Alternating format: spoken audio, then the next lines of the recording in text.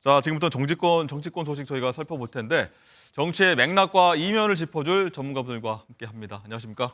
어서 오십시오. 네. 자, 오늘 첫 번째 주제는요. 어제 윤석열 대통령 부부가 이명박 전 대통령 내외를 한남동 관저로 초청해서 만찬을 했다는 소식입니다. 자, 이정근 실장님, 네. 이 두 현직 대통령이 3시간 가량 뭐 정치 현안도 좀 나눴다고 하는데 네네. 뭐 메뉴도 윤 대통령이 직접 정했다고 하더라고요. 네, 그렇습니다. 이명박 대통령이 한식 좋아하셨거든요. 한정식 주로 예. 반찬이 많고. 그래서 보니까 뭐 메인 디시는 이제 한어 갈비구이, 솥밥에 소고기 된장찌개지만 예. 뭐 이것저것 반찬들이 참 많았다, 다양했다 이렇게 알려지고 있고 또 이명박 대통령의 그런 취향을 그대로 지금 윤석열 대통령이 주문을 했다고 합니다. 네. 뭐 대통령 요리 시대에 두 분 인연은 사실 옛날부터 있었어요. 검사니까 네. 정치인들 구속한 건 거의 뭐 관련이 없는 분이 없잖아요. 이상득 그러니까 이명박 대통령의 친형을 구속했던 일화도 있고 2012년 또 2006년 시절엔 서울시장 시절에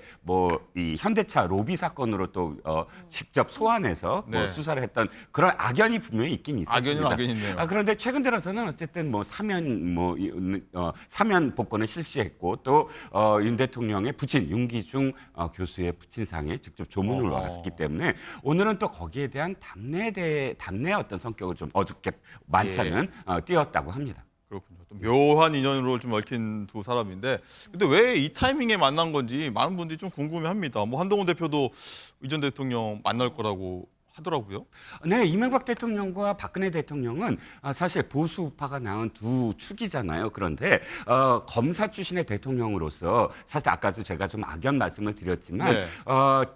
박근혜 대통령과 관련된 사람들에 대한 구속 또 이명박 대통령도 마찬가지예요. 원선 국정원장이라든지 국정원 댓글 사건에 이 윤 대통령이 정치인이 될 수 있었던 가장 첫 번째 계기가 뭐였습니까? 사람에 충성하지 않는다라는 발언이잖아요. 예. 그 발언이 뭐 때문에 생겨났습니까? 댓글 사건이었어요. 아하, 그렇죠. 그러니까 이 댓글 사건과 관련된 사람들은 또 이명박 대통령의 주위 사람들이었고 박근혜 대통령은 궁적 농단이었고 이런 인연 그러니까 옛날에 그런 인연들을 딛고 이제 집권 반이 돌아가지 않습니까? 네. 이제 다시 보수 우파의 지지자들을 다시 결집시켜야 되려면 이명박 전 대통령이나 박근혜 전 대통령과 그 지난번에 어떤 그런 강들을 건너야 된다라는 어떤 생각이 있었던 것 같습니다. 그렇군요. 자, 장윤주 부위원장님, 일단은 이 지금 화면에 나가고 있지만 이명박 전 대통령이 뭐 일단 지금 국민의힘이 야당이나 마찬가지다, 뭐 똘똘 뭉쳐야 된다 이렇게 얘기를 강조했다고 하는데